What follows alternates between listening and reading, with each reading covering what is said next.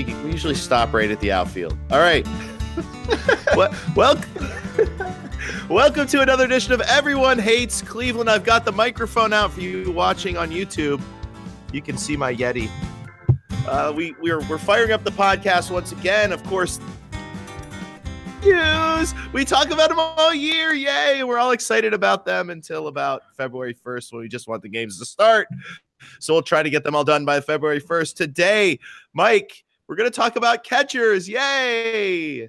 Jim, you know, February 1st is in like 10 days. Gosh, Jim's like, let's set an unattainable goal again. We're going to have to fly. We can do this. We don't have to do anything else. Nothing at all. Catcher. Yay. What are you drinking? You're drinking something that looks good. Drinking Land Shark. You already criticized it. So I have some takes before we get into this. I always have takes. Conway's generally my favorite beer when I campaign for a year round at Great Lakes. Have to admit that this year's Conway's run has not been great. Ooh. You know, every year we haven't had this beer. It's decent. It's solid still. We haven't had this conversation. I'm a little shocked. I'm going to pull you onto the Nosferatu train. Go Nosferatu. They just mock me now. I post it and they retweet it and they mock me. They mock me, Mike Hattery. So like Nos is like really good too, but like the one thing with Great Lakes, they just like their runs are inconsistent. Like some years the Christmas sale is really good, some years it sucks. This year it was pretty good. It was actually pretty good this year. I will agree with you on that. I enjoyed it this year. Nos is usually pretty stable. Conway's was always really stable, and then this year I was like, whoa, this is just an average beer, not a really good beer. What's going on? This is probably their FU, Mike. This was all because of you. I didn't have one. I feel bad. I guess I don't feel bad anymore. Remedy that tonight. All right. Maybe we should start talking about a new brewery, Great Lakes. Something to think about. I don't know. Maybe that'll be our next podcast. All right. Catchers. Yay. So, Mike, this is the third year in a row we've done this. And third year in a row, the two primary catchers should be probably Yan Gomes and Roberto Perez. Although, suspiciously over the past few days, we find out that, Francisco Mejia is a catcher. Who knew? He's not going to play third base. And, of course, Eric Haase is sitting there as well. So, Mike, before we start talking about who our catcher is going to be and why, let's talk about, I don't know, why we still are talking about Yan Gomes and Roberto Perez. Why didn't we see a trade from surplus this year from our catcher position? Well, you know, Jim, money's tight, and when money's tight, you make sure that you can pay Yan Gomes and Michael Brantley a combined $20 million. You know, that's what I do. Especially when you have two guys who could make way less than that. It's not like, I mean, I don't know. Is it that Yan Gomes, let's be serious. Is it that Yan Gomes, I mean, if you're going to dump Jason Kipnis' salary, right? Why wouldn't you then dump, I don't know, Yan Gomes' salary? Just a thought. I mean, I don't know. I'm not sophisticated enough to respond to these sorts of questions, Jim. This is also going to piss off. So complex. It's going to piss this. What? So complex. That statement is really complex. I can't go there. All right, I'm limited in what I can say. Let's start with who do you think we should start with? Because I think this year is probably the first year that is a legitimate. Now, you know, last year, I'm pretty sure if you go back to our catcher positional preview, we probably bet the farm that Yan Gomes was not going to be the primary catcher, and he was the primary catcher. If I ask you the question, who's going to be our primary catcher, I know who you're going to say. I know who I'm going to say because it's me. Are we going to be wrong again? What's really weird is like this year again, Gomes, I mean, last year he wasn't, so it kind of made sense. But this year, Gomes is healthy for the postseason and Perez gets more postseason starts. Like that sort of seems like it should matter in the regular season, right? Like, well, it should, but when you play, when you put your finger in your mouth and you play the wind, it's hard to say. It's hard to say. So let's talk Roberto. Let's talk about Roberto Perez. Is he finally going to be the Indians' primary catcher? Are we going to look at an even split? And I can't fathom the plan with Francisco Mejia is to have him sitting in Columbus all year. So will there come a point when something dramatic happens? Oh, Jim, something dramatic is always happening when we're involved, I would say.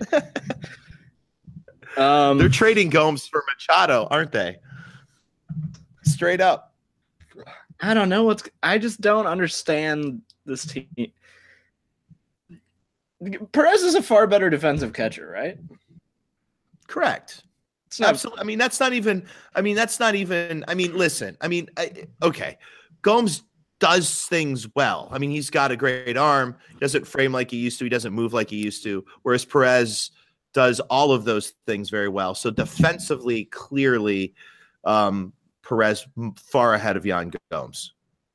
Gomes is I think he's sort of like a loss of there was a period where like there was this massive variation in the skill of pitch framers and it wasn't very tightly confined. And at that time, Gomes was like above average because there were still like 15 starting catchers who were really bad. But one of the things with pitch framing is like teams have attacked this need. And so what's happened is the skill capacity of the players in terms of pitch framing has narrowed dramatically over the course of the last 2 years. So Gomes is no longer a good pitch framer. Perez is just exceptional at it. And so that's something that's sort of, I think we don't talk about enough is, Gomes was at a point like a good pitch framer when it wasn't something that was like publicly happening. But when the change existed and like the skill gap narrowed, he suddenly became average to below average. Anyway, I guess that's not that interesting. I was interested by it. But I don't get the goal anymore. I don't get what we're doing anymore. Well, let me ask you this. You asked me the defensive question, so let me ask you the offensive question. And I guess it's going to be offensive, so we can use that. We can use it with both meanings. Offensively, what is their difference at this point? I guess Gomes hits a few more home runs, a few more doubles. But so there's a little bit of a power increase. But have we ever seen Roberto Perez given a chance to get consistent at bats in the regular season, other than 2 years ago when we got to see kind of a glimpse of what he could be if he got regular at bats? Haven't really gotten to see that since then. So is it possible that the norm for Perez is maybe a tick higher than we think, just because he's never really been given the chance to be the guy? Yeah, I definitely think he's like a usage player in that if he gets regular PAs, he looks better. I mean, he has outstanding discipline, which always adds to a lineup. And he has, he has some contact authority issues, but when he like makes good contact, he hits it out. I mean, I don't know. I think he can be like a fine, like 85 WRC plus player, slightly below average, but for the catching position, that's really rock solid. And when you're the best framer and when you're a top 5 framer and top 5 thrower and great game caller, like it's a really rock solid starting catcher. Gomes is just, you worry too, like about the receiving skills declining. They're not flat. Receiving skills, I think, decline faster than receiving skills in second base. I think really can decline. I really like Yan Gomes. He's had some fun moments, and for a guy who came back from what was the wilderness like 2 years ago, he seems like a really likable dude who I've been really happy was productive last year. And it's probably not fair for me to crap on Gomes. He's a useful big league catcher. It's just when you can run out a good big league catching staff for $2 million instead of $9 million, why not do that? I guess really just the question. Especially if you can't spend money on, I don't know, a market that's like falling right into your lap if you're a medium market to small market team.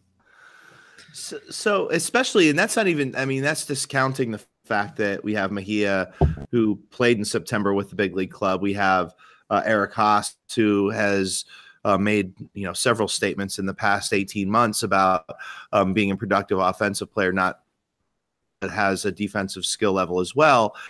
If for a team that seems to always try to maximize money, when we see a move, I think the Michael Brantley signing, and I get hit hard a lot for my complaints about the Michael Brantley signing because I complain about it a lot. But the fact of the matter is, every positional preview that we talk about, this one, we're hitting first base next, Michael Brantley has affected based upon that salary that we've taken in. You mentioned it on our WFNY TV, the spot that we did right before this. I mean, have the Indians really locked themselves in a strategy that goes against what we've been talking about for the past 5 or 6 years, Mike, where the Indians used to try to maximize the market? Does it seem to you, with Gomes not being moved when they have depth, and you have a guy like Michael Brantley on the roster, hasn't that sort of locked them in? I mean, is this odd for you? I mean, the stammering that we're doing, I just don't even know where to go with this. It just seems weird to me.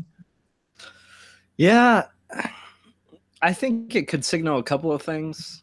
One of them is a clubhouse role. Another is, I think, the not trading Gomes and the willingness to move Mejia to third signals they're might be pretty unready to move him, to make him like a full-time catcher in Cleveland. I mean, he has taken a ton of defensive knocks there, receiving and game calling wise. Sometimes people just think he's not a high effort guy behind the plate.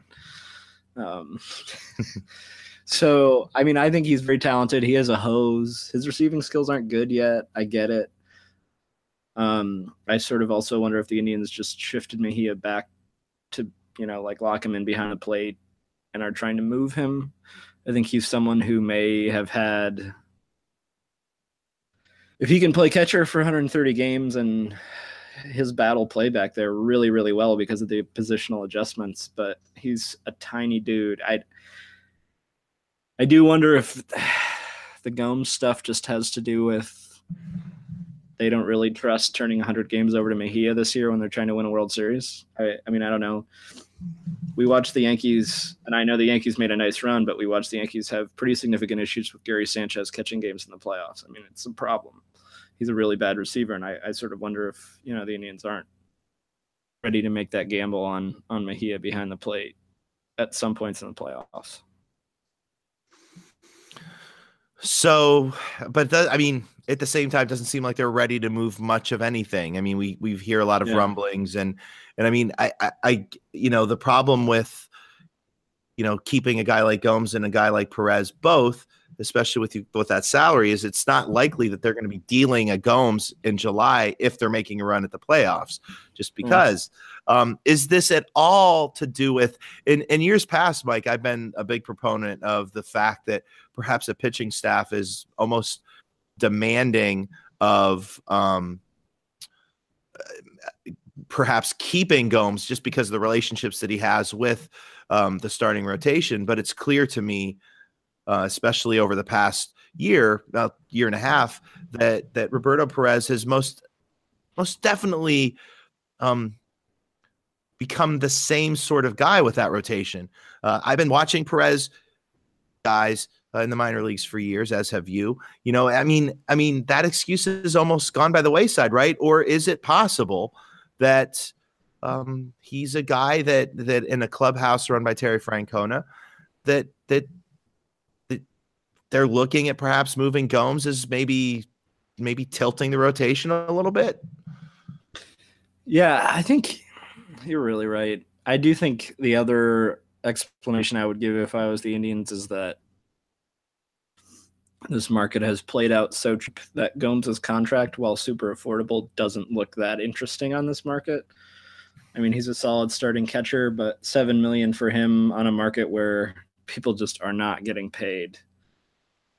I mean, maybe that's a reason why Gomes hasn't gotten moved. Yeah.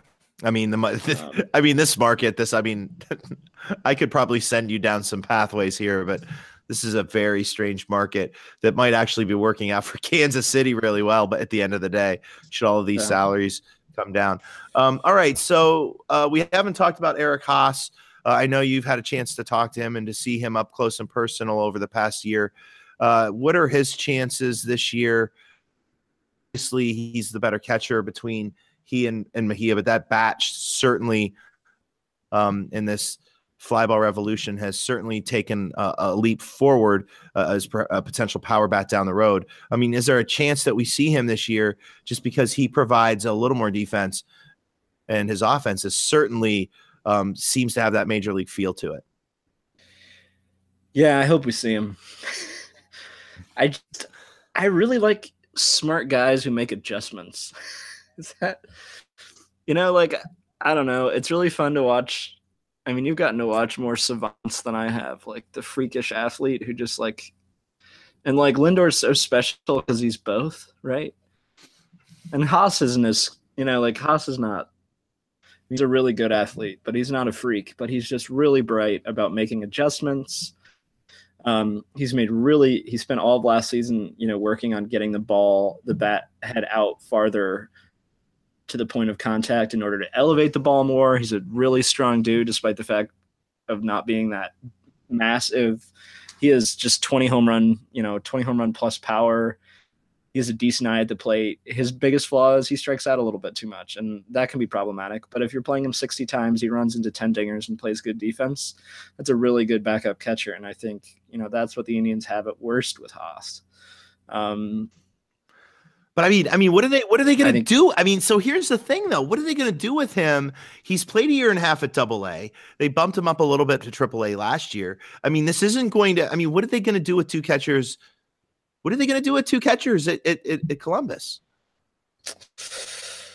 I don't know. I think the problem is, well, the first thing is just not a lot of top. The positive for the Indians is there isn't a lot of top-heavy offensive talent in the Indians minor league system. So, and the other thing with catcher, thankfully, is, I mean, even when catchers play fullish seasons, they're playing 120 games. So I think they'll do that traditional, Mejia will catch 80 to 90 games. Haase will catch 60 to 70. Mejia still has the priority over him in terms of refining his defensive skills. And then Haase will DH or play first base the rest of the time, which is actually semi-interesting to me, at least, if you buy into Haase's adjustments, because he can make a really cool-looking platoon partner for Yonder Alonso halfway through the season if he plays decent defense at first and plays catcher. So I don't know. They have so much depth at this position. Mejia is the guy that can be the future star, but his receiving skills just, I don't think, are going to be there for the 2018 season. His bat's big league ready. It has been since July of last year. I don't know what you do. And I don't know if they also aren't making Mejia a part of the opening day roster and keeping Gomes and Perez because they want him to get everyday catching duties, basically catch 80% of games. But then that harms Haase, and Haase is one of the top 12 prospects in the system. It is a jumbled mess. And I don't think they handled it well. I don't know if they handled it poorly. Well, it's certainly, it's good to have surplus. So let's go back to the big I think we could probably, you and I being prospect beatniks, we could probably have a lot more fun talking about the Columbus catchers than the Indians catchers, but we do have to get into percentages here, Mike. I mean, looking forward, and again, taking into account that we know that Tito Francona does tend to use the first couple of months as kind of an extended spring training. Looking down the road, percentage wise, do you see a 50-50 split with Gomes and Perez this year? Or are we finally going to get to see that tilt in Perez's direction? Or is it going to be 100% directed to health, being that both of these guys have had health concerns over the past 3 seasons on and off, even though Gomes last year made a nice bounce back, actually, both fairly healthy for the year. But what's your call? Another year into this, are we going to see another 50-50 split? Are we going to give these guys certain pitchers to catch? Or are we going to see finally that tilt to Roberto Perez? I think we see a tilt to Roberto, but not by much. I think we're going to see 55-45, 60-40 at most. the health thing is a huge deal. I mean, Gomes has had multiple significant injuries. Perez is, what is it? He had Bell's palsy, Mm-hmm. And one or two other freak injuries. I think, yeah, it's going to largely be determined by health. I think if they were both healthy for a full year, there'd be a slight edge to Perez, just because it just seems like pitchers are as or more comfortable with him. And I don't know, but I think there's like a curse of average with those two. Like, I really like Roberto, and I think he can be like somewhere between catcher number 10 and 20 in Major League Baseball in terms of value, but like Gomes can be 15 to 20. You know, like it's a really marginal gap depending on the guy you like. I think we both can agree, though, this is probably the last year that we're talking about these two as being the only guys. I think with the upside of Mejia and Haase coming up, I think obviously these two guys are going to feel a little bit of heat, and maybe that will help. I don't know. Rotation wise, Mike, I think as long as we have our top 3 or top 4 guys there, it seems to me that they're going to be pretty settled with these two. And honestly, you know, I'm pretty content with it. I grew up with mostly defensive catchers, so I'm not looking for a guy behind the plate to be pounding balls. And both of these guys do bring a little something defensively, and I think they call a good game. And I know I just think with Callaway moving on, and I know you're not as high on Callaway as perhaps I am, and I've heard a couple of things this offseason that's made me kind of maybe steer your direction. It just feels to me that the Indians are looking, I guess, at the catcher position to be kind of the stability. Could Carl Willis play into all this? I like the stability sale. That makes sense. I mean, I think that's definitely fair. I don't know. And I'm not super low on Callaway. You know, one of those, it's like that conversation. We have a conversation every year about like, how the hell do you value certain roles? Like manager, like how the hell do you value it? Like it's really hard to put a number on it. And I think like pitching coaches are the same way. We know that there are like a handful who we think are really, really good. But one of the tough things, look, the Indians rotation has been awesome with Callaway. Also, like, and he's done a really good job. It's just like one of those ones where, like, man, like you would kind of hope someone could help Corey Kluber put it together, or Carlos Carrasco. Like, I don't know. There are guys like Ray Searidge who are like putting guys who throw 92 with like a cutter together, and he just had the most like arm talent in baseball, man. Yeah, well, crazy. I mean, when maybe Houston. When we get to the rotation, I do want to talk a little bit about that because a lot of things that happened with Carrasco and happened with Kluber happened with another guy, and while Callaway was part of that, there's certainly other conversations we had. All right. Niebla time. You know, I like the guy. I cannot. Oh, let's just stop there. All right, Mike. Percentages. Let's get it out. Yan Gomes. What percentage am I? Oh, plays the season? Percentage of the year. Yeah. I think he plays 43% of games. Oh man, I was gonna say 40%. Okay, we're good there. So are you just gonna go straight up these two? What about Perez? Because we got to talk about those two. You know what? I take that back. I take that back. You're gonna go low. I think Gomes plays 30% of games this year. Oh wow. I think Berto plays 45%, and I think that Mejia plays 20%. Haase plays 5%. All right, I'll go 40 and 40 with Gomes and Perez, and I'll go 17 and 3, 17 to Mejia, 3 to Haase. All right. And if injury happens, I think that'll get thrown all out the window. And I think as we talk about first base and DH, I think that we could see a scenario where these younger guys maybe pop up in other roles. So we shall see. All right, Mike, I think we kept this under 30 minutes. That is a miracle. Wait till first base. I like first base. That's coming up next. All right. Any last thoughts about catcher, Mike? Your last chance to sing odes about Eric Haase until next year, until next year's position. I think it's one of the Indians' 3 deepest positions. It's really deep. I don't think you're going to see major problems from it because the Indians can shuffle the deck. I mean, will they shuffle the deck with Francona when they need to? Who knows? But they can shuffle the deck. They have the talent to do it, and that's really positive because we've seen some really weird catchers play games for the Indians in the last 3 or 4 years, like Eric Kratz. There's a long list, so that's positive. Sicknar Floopstock. That's all I've got to say. We're going to end it right there. All right. Process. Coming up next, first base, and good God, we might just cry for that whole one. I know I am. Carlos. Have a good night, everybody.